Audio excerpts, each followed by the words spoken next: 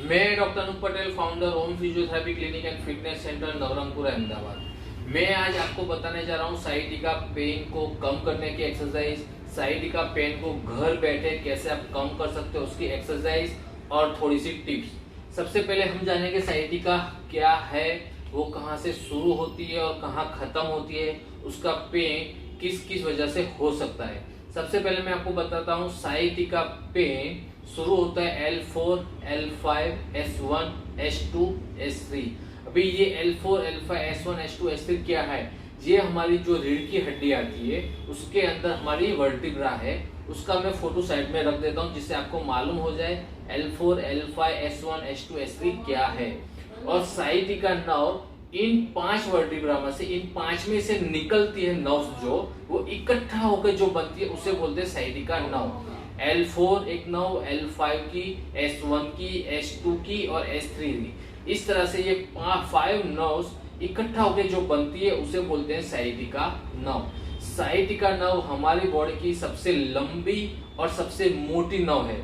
सबसे लंबी और सबसे मोटी नर्व है वो L4 से लेके हमारी बैक, लो बैक जो बोलते हैं, L4 से लेके बटक्स के पीछे से होते हुए बैक ऑफ थाई से, थाई के पीछे के भाग से, नी के पीछे से भाग से नीचे तक पैर की उंगलियों तक जाती है, वो सबसे लंबी नर्व है।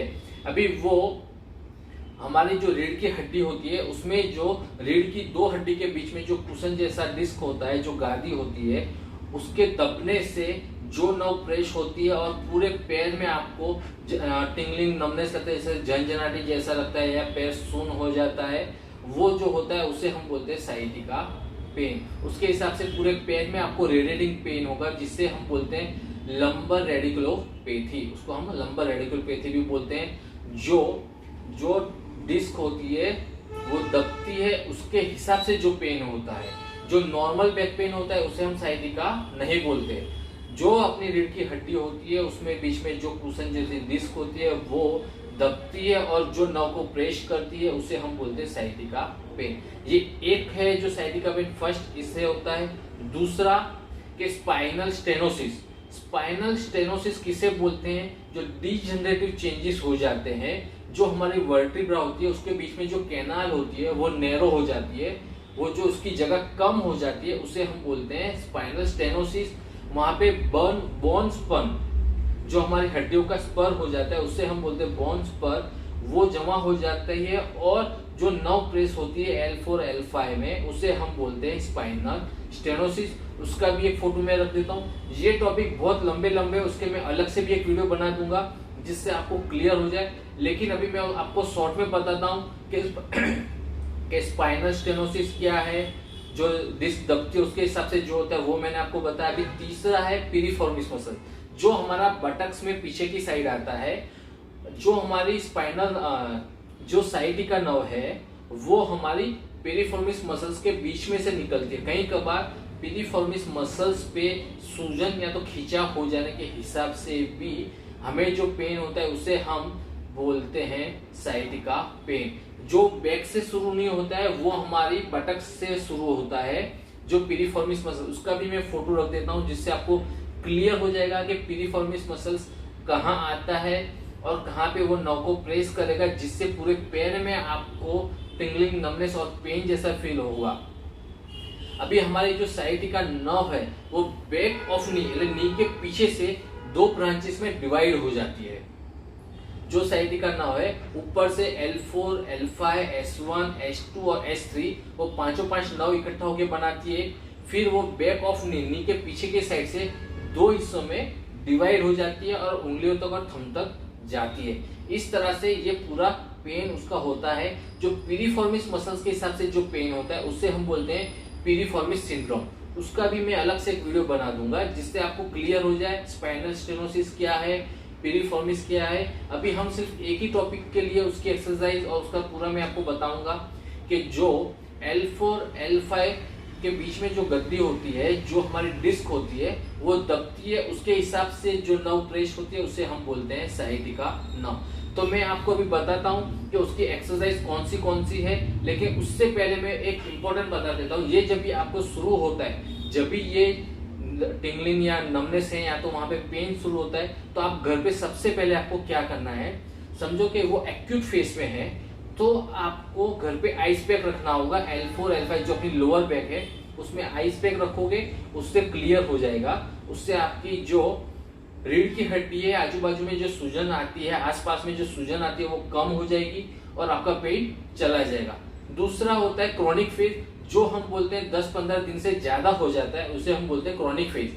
अभी जब आपका पेन क्रोनिक फेज में आ जाता है तो आपको आइस पैक नहीं रखना है, वहां पे आपको हॉट फॉर्मेशन करना है।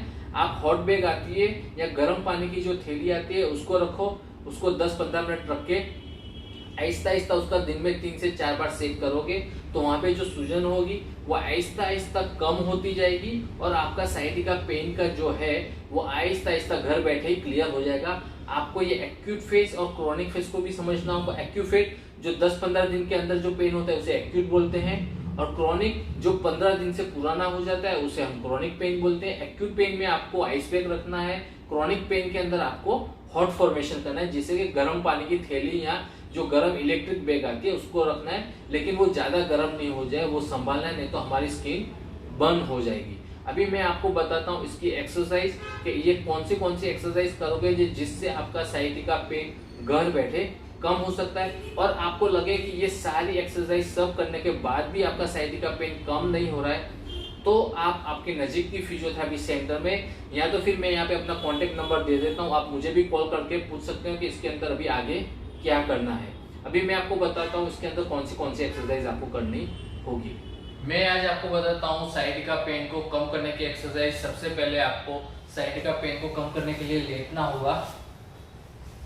इस तरह लेटने के बाद दोनों पैर को बारी बारी इस तरह से मोड़ दो, जिससे आपका जो बैक का पेन है, लो बैक जो है L4 L5 वो इस पोजीशन में रिलैक्स हो जाएगा, जिससे आपकी L4 और L5 में जो सूजन है वो आहिस्ता आहिस्ता कम भी होगी और आपको सोने के टाइम पे पेन कम हो जाएगा। आपको लगे कि इस तरह से पैर मोड़े रखना नहीं है तो पैर के नी के नीचे आप 3 से 4 पिलो भी रख सकते हो, जिससे आपकी बैक एकदम फ्री हो जाएगी। ये हमारा पहला है, इसको आप 10 या 15 मिनट तक इस तरह से कर सकते हो। उसके बाद हमारी दूसरी एक्सरसाइज है वो स्ट्रेचिंग एक्सरसाइज है।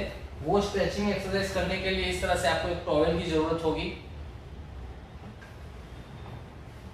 इसको आपको पैर के अंदर इस तरह से लगा देना है, फिर आराम से इसको लेटते हुए इस तरह से पैर को ऊपर करना है।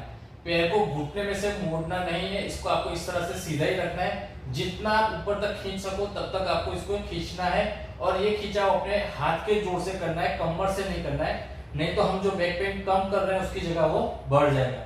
इस तरह से करना है। इसको 5 सेकंड का होल्ड दो, उसके बाद वापस नीचे ला दो, फिर वापस से इसको ऊपर खींचो। इस तरह से आप 8 से 10 बार ये एक्सरसाइज कर सकते हो। 5 सेकंड का होल्ड रखना है, फिर वापस इसको नीचे लाकर देना है। इस तरह से ये दूसरी एक्सरसाइज है। तीसरी एक्सरसाइज करने के लिए आपको उल्टा लेटना होगा।